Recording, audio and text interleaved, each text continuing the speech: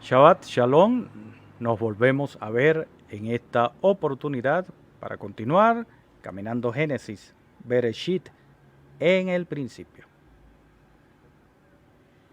La porción de la Torá o Parashá Hashabua, que corresponde a esta semana, se titula Miketz, que se traduce al cabo de, o al final de, o pasado un determinado tiempo, ¿no? Que se encuentra en el Sefer Bereshit, libro de Génesis, desde el capítulo 41, versículo 1 hasta el capítulo 44, versículo 17. La porción Haftará, que corresponde a los profetas, que está asociada o emparentada con esta porción de la Torá, la encontramos en el rollo o libro de Zacarías, capítulo 2, versículo 14 al capítulo 4, versículo 7. Las Besorot o escrituras mesiánicas, las buenas noticias, con relación al ciclo de lectura, lo encontramos en la Besorá al Pi Yohanan. Las buenas noticias por parte de Juan, en el capítulo 10, versículo 22 al 28. Por cierto, que allí se hace mención a un acontecimiento con Yeshua, en el cual se indica que para ese momento se estaba celebrando la fiesta de las luces, que es conocida en hebreo como Hanukkah. El mensaje basado entonces en este fragmento de la Torá se titula Sueños, pesadillas y temores. Tanto un sueño como una pesadilla son la visualización de nuestros pensamientos al dormir. En el caso de la pesadilla es una visualización o sería una visualización de nuestros temores y tensiones. Generalmente es algo perturbador. Y en el caso de un sueño, propiamente dicho, sería la visualización o experimentación sensorial placentera de nuestros recuerdos o anhelos. En ambos casos, y a la luz de la palabra de Dios, visiones y sueños son medios por lo cual Dios envía mensajes. Llámese profecía, sacando del contexto tan acostumbrado que tenemos profecía como pronóstico o predicción del futuro. No, sino como la declaración, la promulgación de un mensaje con un propósito general o específico dentro de un contexto, pero también condicional, una serie de condiciones y que el resultado va a depender de la aceptación o negación de ese mensaje o la conducta, actitud que asuma la persona o la nación que recibe ese mensaje.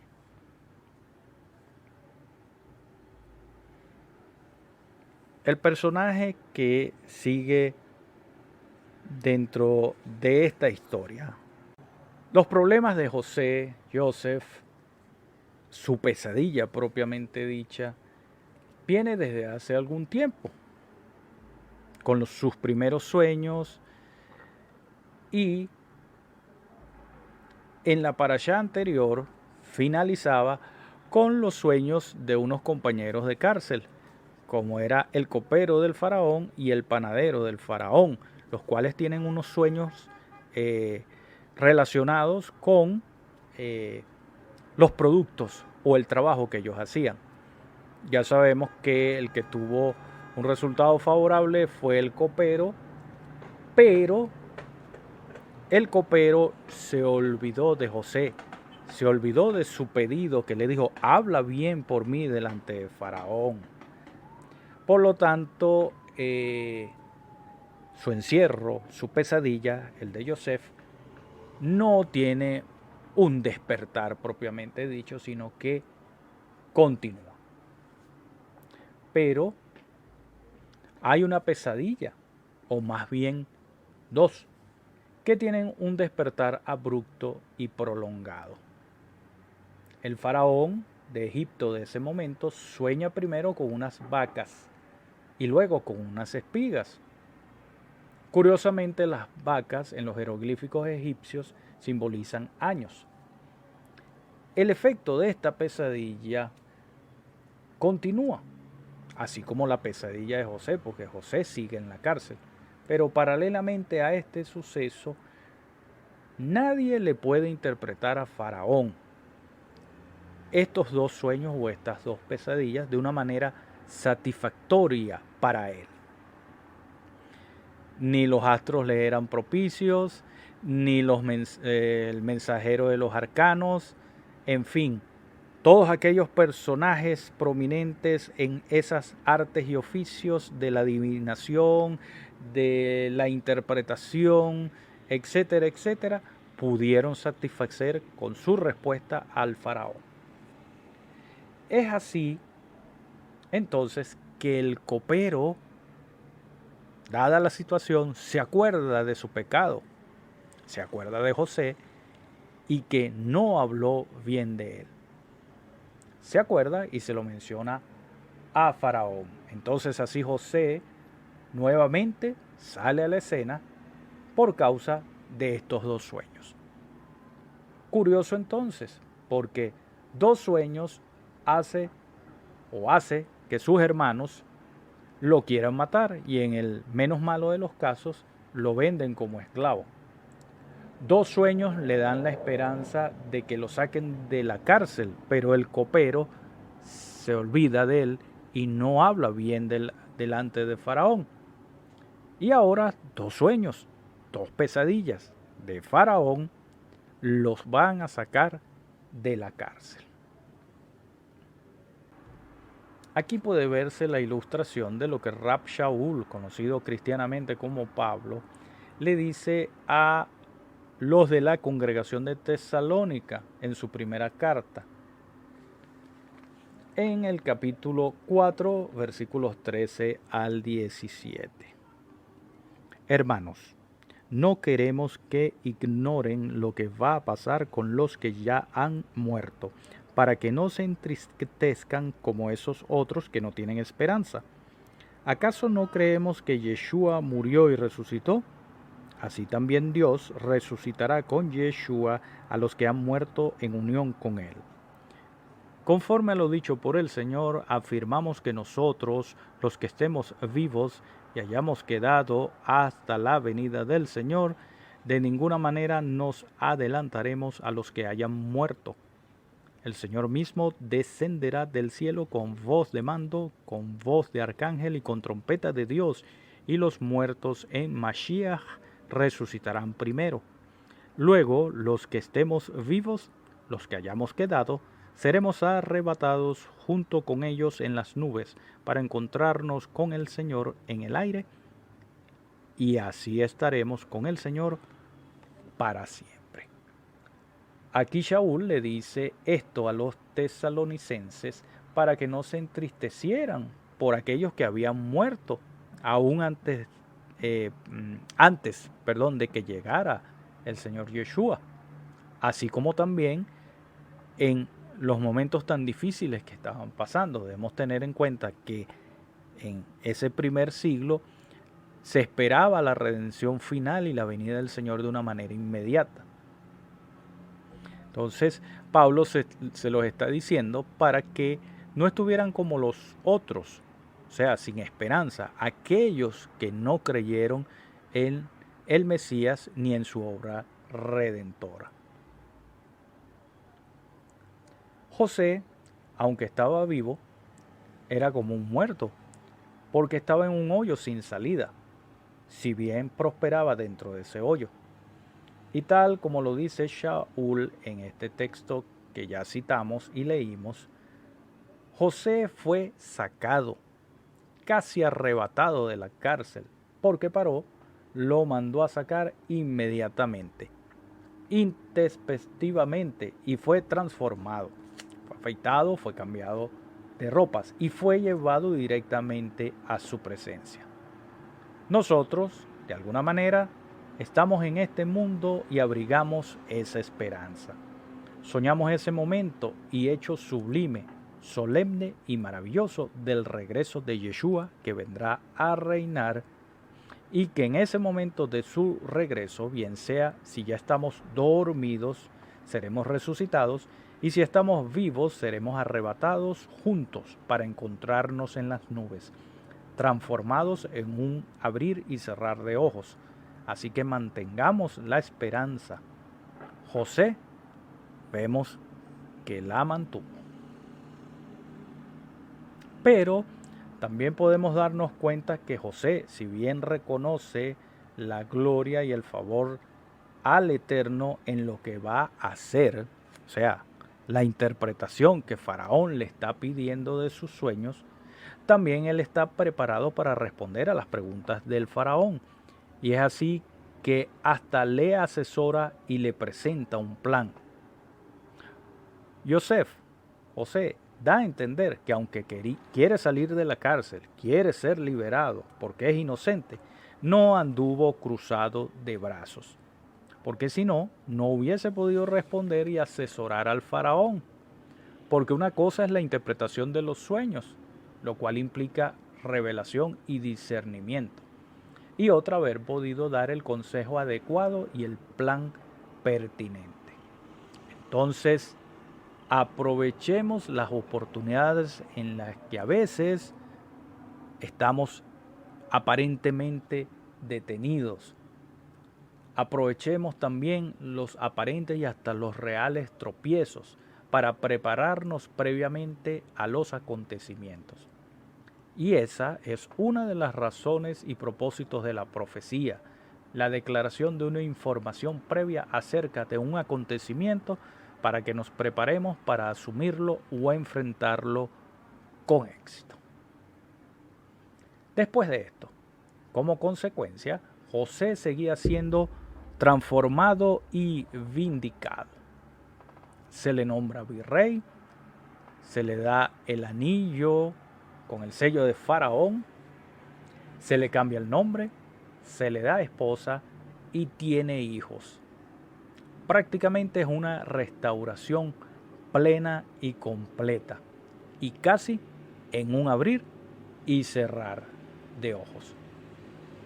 Pero también llega la hambruna en el momento que estaba decretada.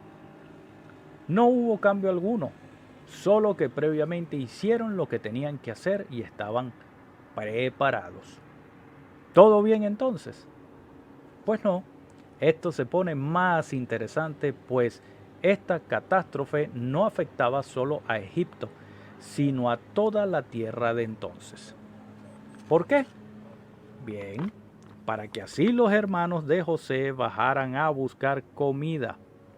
Si no, ¿cómo se iban a cumplir los sueños de José? Y así, aunque no por iniciativa propia, sino porque Jacob, su padre, fue el que se enteró que había alimento en Egipto, los hermanos de José, menos Benjamín, bajan a Egipto para vivir y no morir. Sin embargo, no saben lo que les espera, así como también José. Al llegar, José los reconoce, pero ellos no a él, y justamente, ciertamente no con maldad, pero sí con astucia, agilidad y agudeza mental desarrollada a través de la experiencia, aprovechar la oportunidad para probarlos y cerciorarse si son los mismos o si han cambiado con el tiempo. Esta prueba constó de 2 etapas, otra vez el asunto en pares o en números de 2. Primero los acusa de espías, luego les saca información sobre el resto de la familia. Él los conoce y él quería probar si le iban a ocultar algo, lo cual no hicieron. Le hablaron sinceramente y honestamente. Pero enseguida los arresta y ahí empieza la pesadilla de los hermanos de José. Y empiezan a recordar lo que le hicieron a José y se culpaban unos a otros. Esa no era la solución. Y si bien todos eran responsables colectivamente, también cada uno es responsable individualmente, porque gracias a la acción o la omisión de cada uno de ellos, cada uno con su aporte ayudó a la situación en la que se encontró José. Continúa entonces la pesadilla para los hermanos, y ya que José, bueno, el gobernador virrey de Egipto, les pide que traigan al hermano menor, debía quedarse uno de ellos como prenda, y así arrestan a Shimón. Regresan todos a casa y de alguna manera contentos, satisfechos con las provisiones, pero con la petición del gobernador de Egipto, que es llevar a Benjamín para poder rescatar a Simeón. Ninguno para ese momento logra convencer a Jacob para que deje ir a Benjamín a Egipto.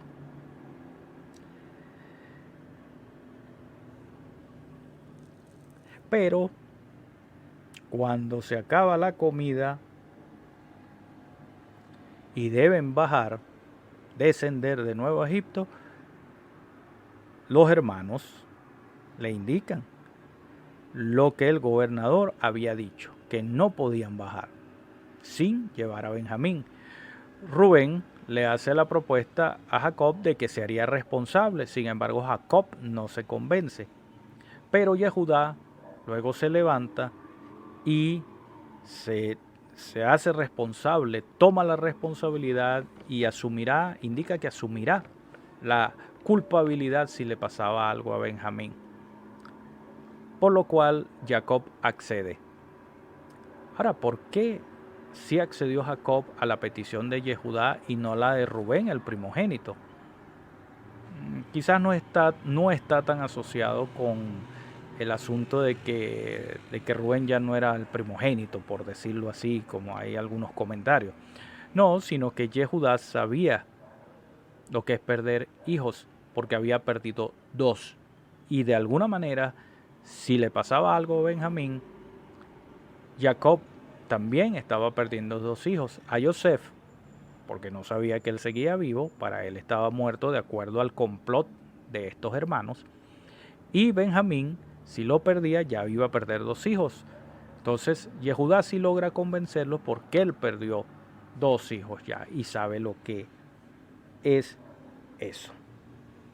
Entonces bajan de nuevo a Egipto y se lleva a cabo la segunda etapa de la prueba. Regresan el dinero que les habían puesto en las bolsas de más, o sea, devuelto. Traen el dinero para comprar la comida que es necesaria y le traen también presentes. Bueno, festejan, comen juntos, se aprovisionan. Y bueno, luego de esto, considerando que ya la pesadilla había pasado porque se libera a Simeón y pueden regresar todos a casa, se llevan una sorpresa porque son perseguidos, interceptados y son acusados de haberse robado la copa de plata que usaba este gobernador de Egipto para adivinar. Un punto más para despistar, porque se supone que este tipo de magia o este tipo de práctica idolátrica no lo podía hacer o no lo hacía un hebreo, o en este caso un descendiente de Abraham, de Isaac y de Jacob. Bien, pero hay algo interesante allí en esta situación, porque cuando les increpan lo de la copa, y ellos inocentes que no sabían qué había pasado, ninguno había tomado la copa, mucho menos se imaginaban la trampa que le habían puesto, ellos dicen prácticamente las mismas palabras que dijo Jacob mucho tiempo atrás, cuando Labán lo persiguió a él porque se habían robado sus ídolos. Ya sabemos que quien se robó sus ídolos, los ídolos de Labán, fue Raquel. y que hizo una treta allí con el asunto del periodo de las mujeres y no pudo levantarse de la silla del camello, y entonces Labán no revisó nada. Pero ¿qué dijo Jacob? Revisa, y quien tenga tus ídolos, que muera. Aquí ellos dijeron lo mismo. Bueno, revisen, y quien tenga la copa, entonces que muera. Pero el asombro es mucho mayor cuando descubren la copa en el saco de Benjamín. Entonces, después de argumentar, por supuesto el gobernador de Egipto, en este caso José, no acepta que muera, no es necesario, sino que simplemente dice, ok, se queda preso Benjamín y los demás se pueden irse. Así es el proceder. Pero ellos dijeron que no, ¿cómo se iban a ir y a dejar a Benjamín? Entonces, Yehudá toma la iniciativa y asume el rol y asume la responsabilidad que él adquirió bajo juramento a su padre Jacob. Y le argumenta a José de por qué no puede dejar a Benjamín. En consecuencia,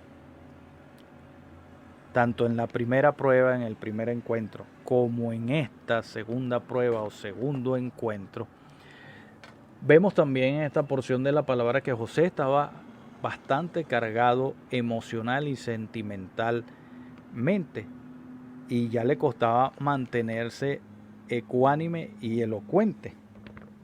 Pero ya con esta prueba, esta última y este último actuar y esta iniciativa de Yehudá, se considera satisfecho de la demostración fehaciente de que sus hermanos están arrepentidos y han cambiado.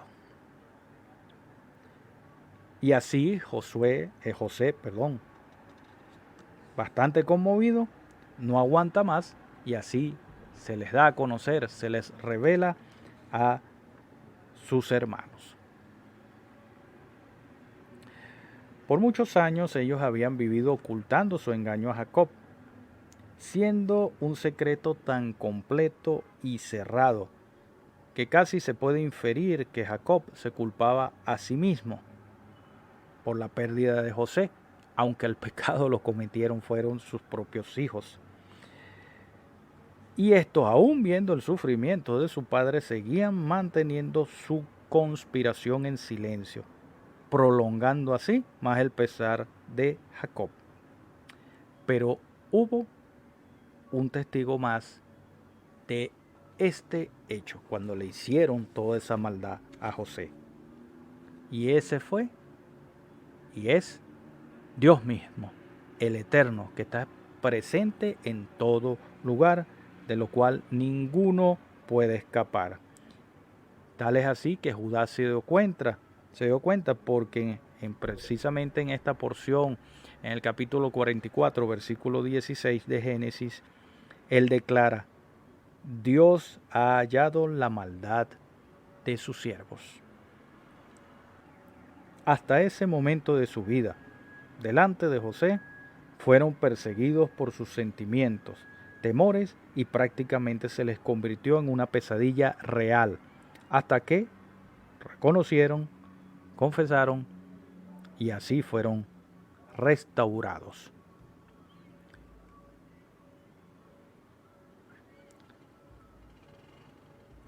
Como pecadores delante de Dios tenemos dos opciones. O cargamos con la ansiedad de nuestros pecados secretos hasta que Él decida exponérnoslos, o confesárselos y así hallar perdón y la paz, tal como dice el Señor en el libro del profeta Isaías, capítulo 43, versículos 25 y 26.